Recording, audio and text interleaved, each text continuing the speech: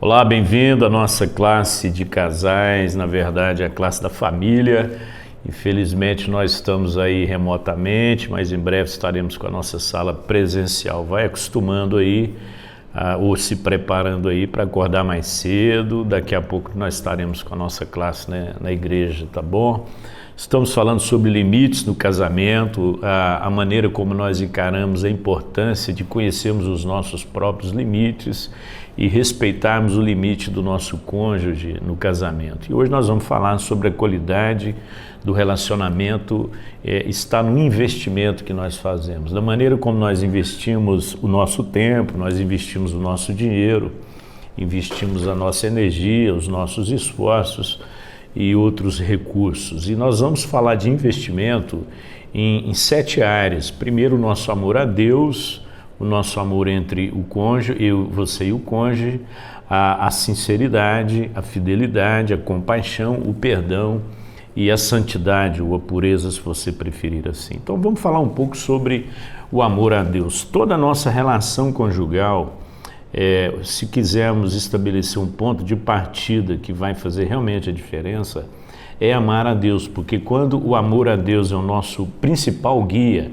nós vamos procurar adaptar aquilo que Deus quer de cada um de nós. Então, muitas vezes eu penso no casamento que eu quero, numa esposa que eu quero, você pensa no marido que você quer, mas nós não pensamos numa relação que Deus quer que nós tenhamos. Quando Ele é acima de tudo, quando nós amamos a Deus, o que nós vamos fazer na nossa vida pessoal, na nossa vida conjugal e familiar, é sempre buscar aquilo que agrada a Deus. O amor a Deus, ele nos prepara também para as mudanças, ele nos diz em que nós devemos mudar. Então ele não só nos prepara para mudanças, como também ele nos orienta em que áreas que nós devemos andar ou mudar. Se você não tem um cônjuge convertido, né, que teve uma experiência com Deus, que ama a Deus acima de todas as coisas, provavelmente você enfrenta uma dificuldade maior. Mas quando os dois conhecem o Evangelho, conhecem a palavra de Deus, aí fica mais fácil.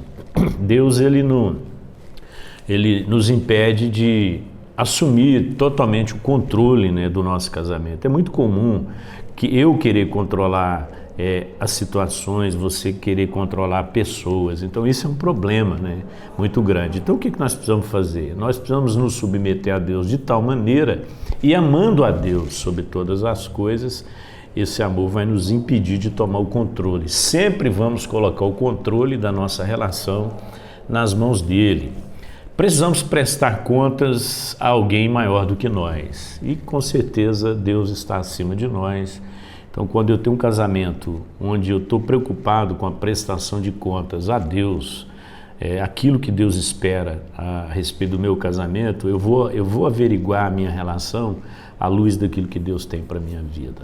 Vou falar do amor ao cônjuge, né? O que significa amar uma pessoa como a si mesma no casamento? Porque essa é a ordem que Jesus dá quando ele fala dos 2 mandamentos, né? Os 10 mandamentos resumidos em 2: amarás o Senhor teu Deus de toda a sua força, de toda a sua alma, de todo o seu entendimento, e amarás o próximo como a ti mesmo. O que seria amar o nosso cônjuge, né, como a nós mesmos?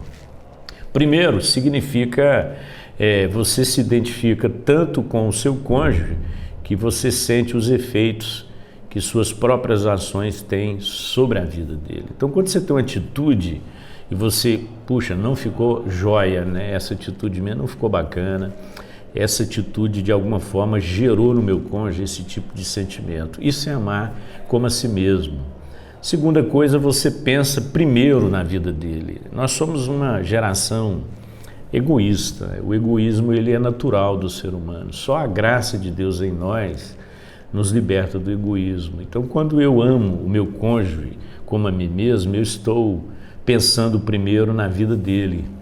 E terceiro, eu desejo o melhor para ele, mesmo que ele nem saiba o que é melhor para a vida dele. Muitas vezes, o seu cônjuge não sabe o que é melhor para ele, e quando eu amo como a mim mesmo, eu vou ajudá-lo e vou desejar o melhor para ele, mesmo que ele não saiba.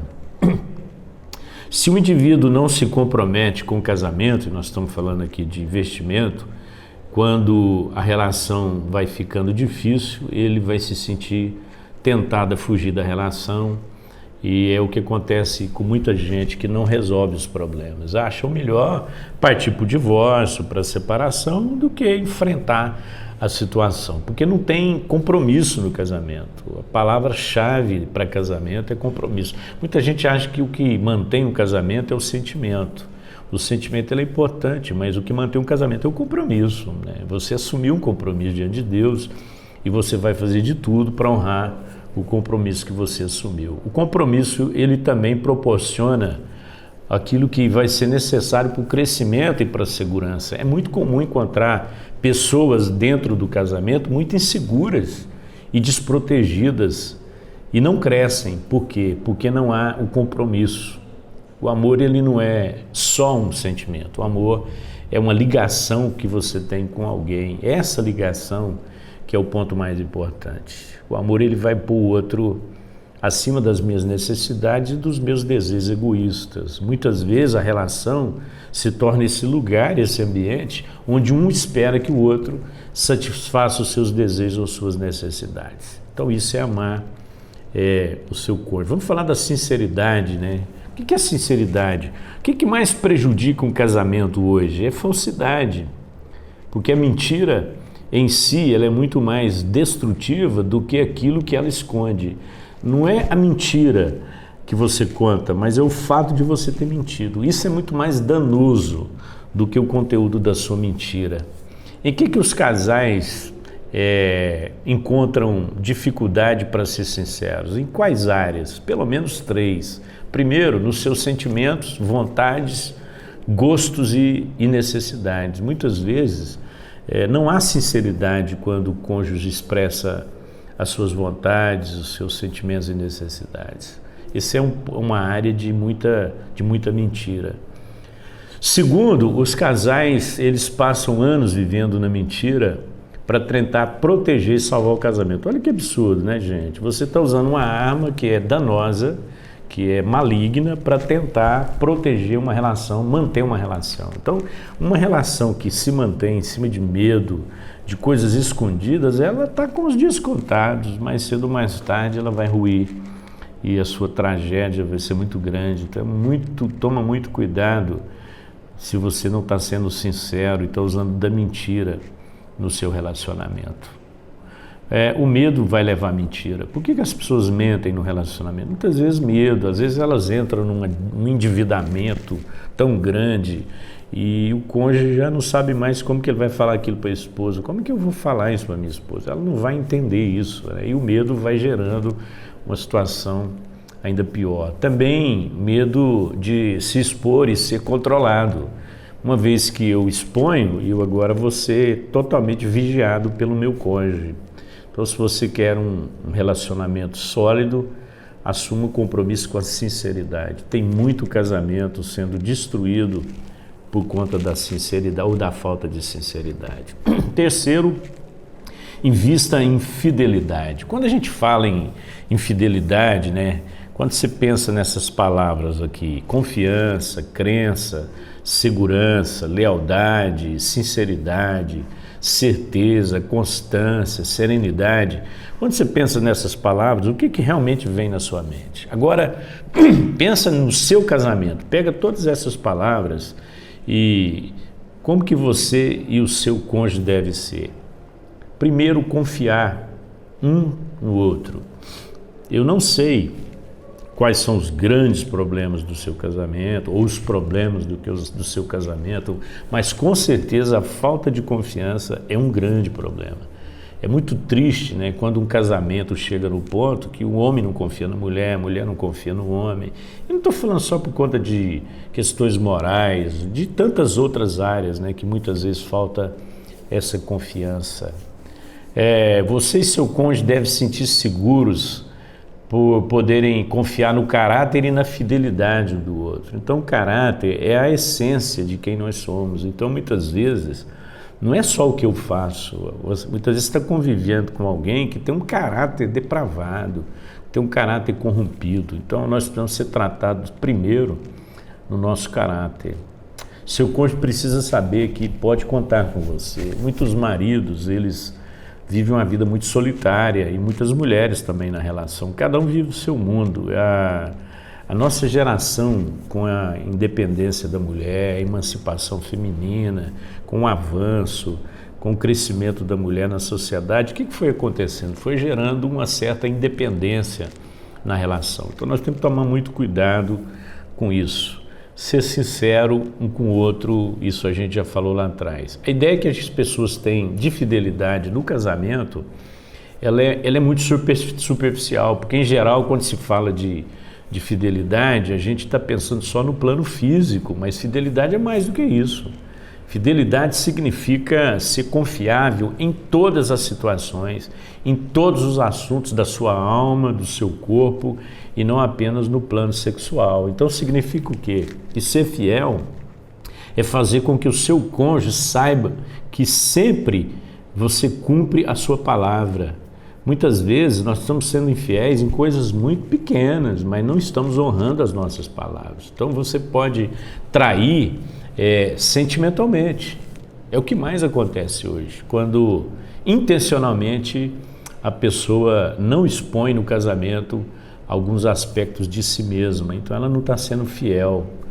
Às vezes um passatempo, a gente gosta, né? Um passatempo ele pode tomar mais tempo e energia do que o seu próprio casamento. Você pode estar gastando mais tempo com a coisa que você gosta e está sendo infiel. E sem falar em vício, que pode tornar-se mais importante do que a pessoa para você. Então é muito interessante quando a gente está falando de fidelidade. Eu tenho conversado aí com alguns casais, né? Eu mesmo, por muito tempo, quando eu falava de fidelidade, eu pensava, né, em algumas atitudes que eu tinha. Eu sempre trouxe, né, a questão da fidelidade para o campo do plano físico, mas é muito mais do que isso, nós temos que tomar muito cuidado. Você precisa investir em compaixão e perdão. Você vai se decepcionar mesmo com as melhores pessoas que você conhece. Com certeza, nenhum pecado vai sobrepor a graça de Deus, é isso que eu preciso entender, mas sempre nos decepcionamos aí com as pessoas. A pessoa que você mais ama e a pessoa com quem você assumiu um compromisso de vida é um ser imperfeito. Você não está casado com um homem, com uma mulher perfeito. Nós somos imperfeitos. Você deve perdoar tudo o que não alcançar o padrão ideal. Você às vezes tem um padrão que é ideal para a relação e você não consegue alcançar aquilo, e nessa hora com certeza você vai precisar exercer o perdão. E muitas vezes, irmãos, é aqui que nós nos perdemos. A gente não sabe nessa hora, porque a gente ainda espera, né, de alguma forma, que o cônjuge ele tenha uma perfeição que ele não é capaz de ter. Então, compaixão é a palavra certa. Sempre que o cônjuge te magoar, embora você não esteja em posição superior a ele, naquele momento você pode estar numa melhor posição. Por isso que a Bíblia diz: é melhor serem dois, porque se um cair, o outro ajuda a levantar. A dureza de coração, muitas vezes ela é pior do que a decepção. É o maior destruidor de relacionamentos, né? Às vezes você pensa, eu me decepcionei e meu casamento acabou. Não, muitas vezes é a dureza de coração. Eu disse isso na aula passada, nada justifica o divórcio. O divórcio foi dado por causa da dureza de coração, porque as pessoas elas não conseguem perdoar. Então o perdão é a benevolência que brota do lado da pessoa que foi prejudicada. Quem foi prejudicado é que vai exercer a benevolência. Então, o lado errado, ele deve reconhecer o erro e deve operar uma mudança. Deus nos deu um saldo de perdão, né, irmãos? Às vezes você fala, eu não consigo perdoar, mas já te deu um saldo, já fez um depósito na sua conta. A Bíblia diz, assim como Deus perdoou, perdoai vós também. Então, esse é o saldo que nós temos. Vou falar de santidade para encerrar. É difícil alguém pensar em santidade como uma coisa divertida, né? Uma coisa jóia, assim, leve. A gente sempre pensa em santidade como uma coisa pesada. Mas quando a Bíblia se refere à santidade, ela está falando não apenas em relação ao aspecto religioso, ela está falando a respeito da realidade que nós estamos vivendo. Então, ser santo significa ser íntegro, ser irrepreensível.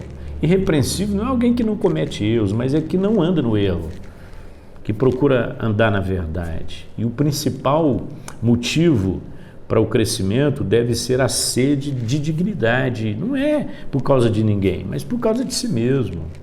Buscar a santidade significa tornar-se o tipo de pessoa que pode gerar o verdadeiro amor e a vida. Essa é a pessoa que se compromete com a santidade. É tornar-se completo, um ser confiável, um ser sincero, um ser fiel e um ser amável. Então nós falamos hoje sobre os investimentos que nós devemos fazer na nossa vida e onde nós vamos gastar o nosso dinheiro, a nossa energia, os nossos esforços e os outros recursos que nós temos. Amar a Deus, porque se eu amo a Deus, eu vou buscar aquilo que Deus quer para o meu casamento. Amar o meu cônjuge, amar como amo a mim mesmo, desenvolver dentro da minha vida conjugal a sinceridade, a fidelidade, a compaixão, o perdão e a pureza. Deus abençoe sua vida. Não deixe de participar das nossas aulas, que na verdade é um curso sobre limites no casamento. E logo a gente vai estar trabalhando outros temas aí, tá bom? Hoje falamos sobre a qualidade do relacionamento, está no investimento que você faz. Deus abençoe. Logo mais teremos o nosso culto presencial. Você tem criança, pode trazer, que nós vamos ter salas especiais para as crianças também, tá bom? Deus abençoe você.